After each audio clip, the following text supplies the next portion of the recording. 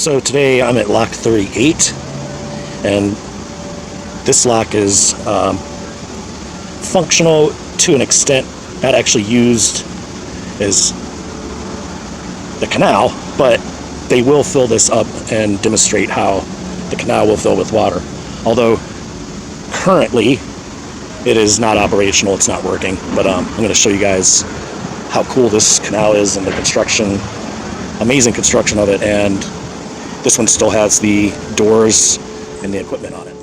And this is the Gleason's house, which was out here on the Erie Canal, and basically a rest stop. And the family's name is Gleason, and related to the Gleason's map. Yeah, so here it shows the Gleason family ran a tavern store for people on the canal.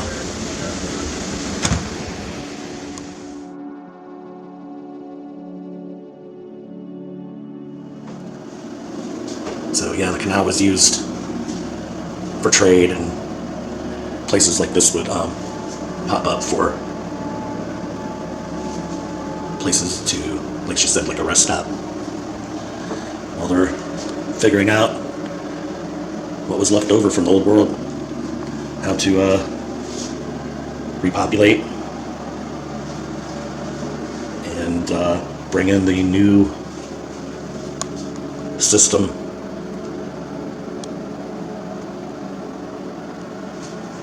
the more anti-God system.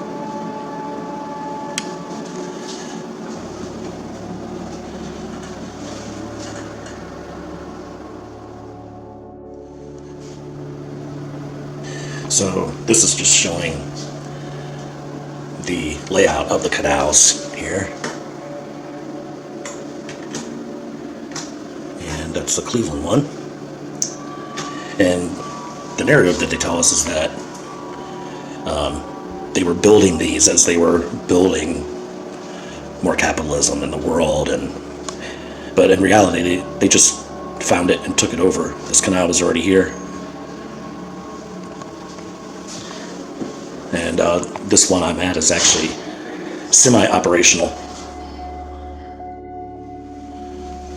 So here is a level,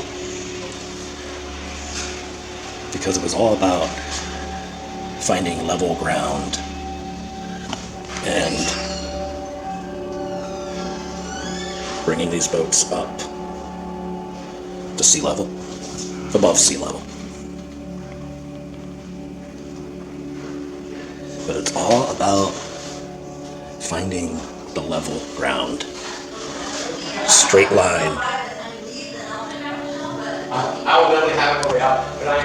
Just a flat canal. Benjamin.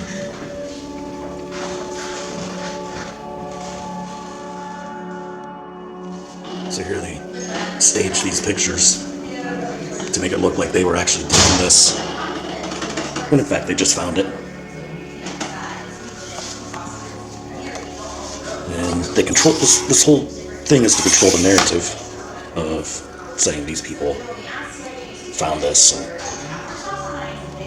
responsible for the project of surveying, funding, engineering, and construction. Although it says right over here, there were no engineer schools at the time. It was learned by doing on the nation's first canals. Yeah, they just kind of figured out how to make that. Just trial and error. That's not leftover technology from the old world or things like that. They just figured it out. Let's just figure it out as we go, guys.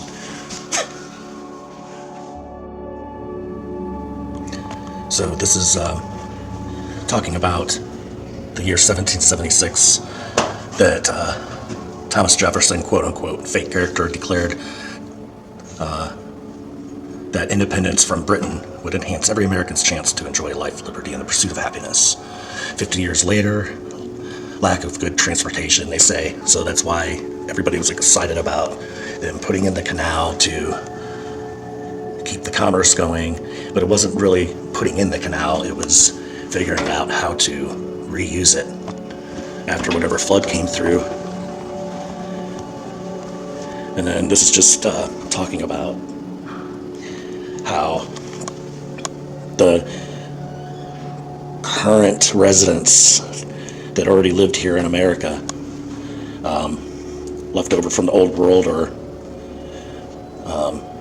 the Indian heritage, and then how they were pushed aside for a certain, and it was all fueled by controlling people's emotions, built by people who inherited the promise of the American Revolution. So, right there in plain sight, telling you that this was inherited, which means it was already here.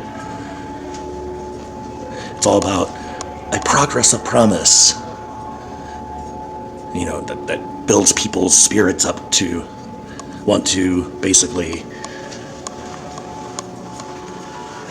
work for scant pay. But it's for the greater good. We're just taking over this old world technology and repurposing. And then, of course, they're gonna put this kind of propaganda. We can't leave fake space out of the narrative.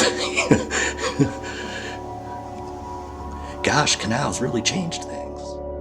This one's actually pretty cool.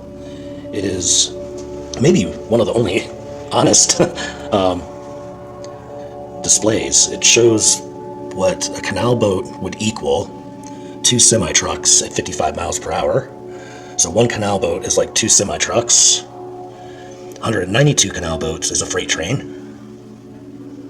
So that's cool. It's just giving you like actual scale and weight of what the canal boats weighed.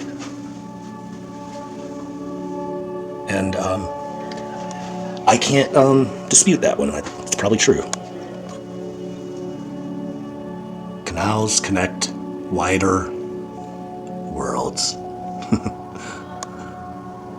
That's pretty much just saying flat Earth right in your face. And then, of course, they would put out these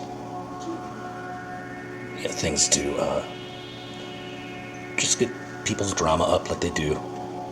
Surely the water in this canal must be the most fertilizing of all fluids, for it causes towns with their masses of brick and stone, their churches and theaters, their businesses and hubbub, their luxury and refinement.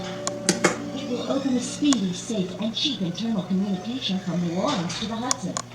I am convinced that the unborn millions of our posterity will derive their most fervent gratitude to the founders of the Union for the first national. To what single individual has it ever proved an injury? The powers of the general government in relation to this will be settled and acknowledged to the common satisfaction of all. They talk a lot about forced labor and earlier in the video, talking about how there were no engineer schools. It was just learn as you go.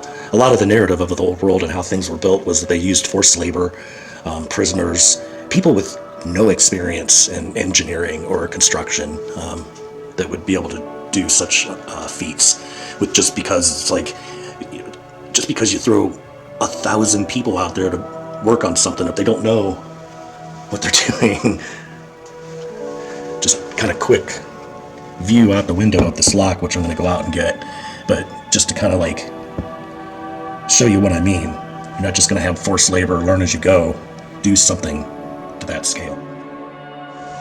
So here is this canal, Lock 38 on the Erie Canal, and that would fill up with water. And it's really cool that this one has water running through it, so the other ones are dry, completely dried up that I've shot. But just the construction of this to be done by the narrative doesn't fit. I'm close to these doors. I will go and get a different shot.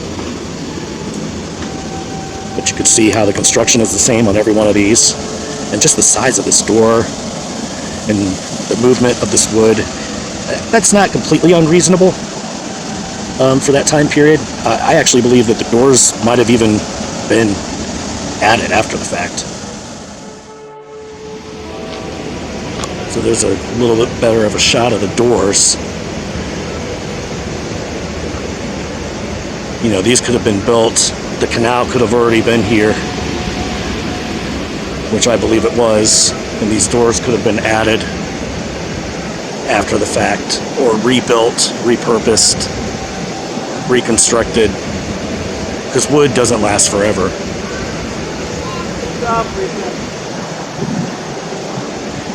You know, it could have been that there were more elaborate doors on these originally, and those were taken down because it might have, it might have been mechanical and just way too far ahead of the fake time period that they were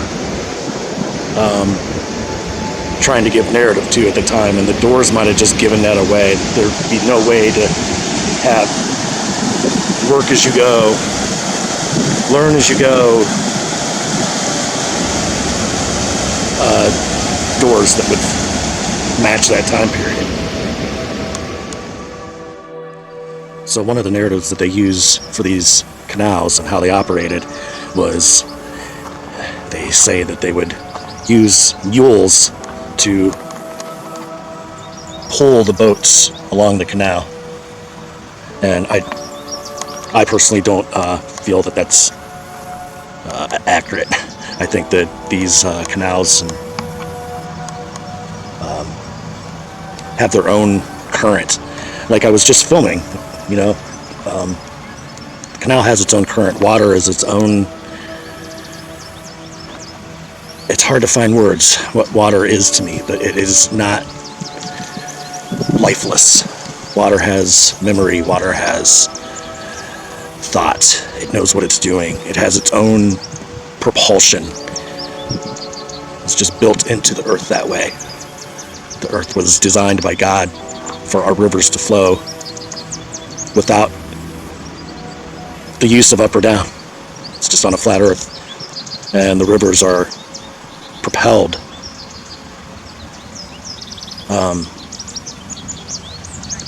pushed somehow.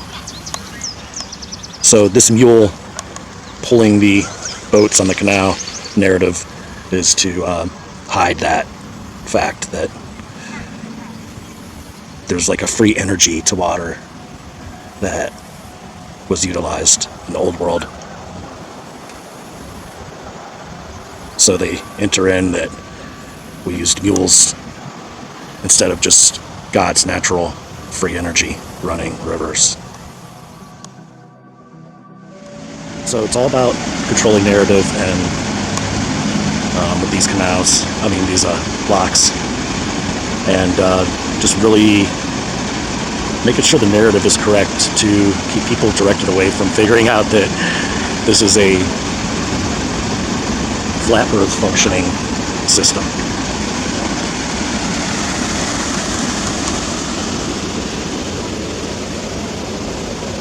Remember, always follow your gut. It's always telling you the truth.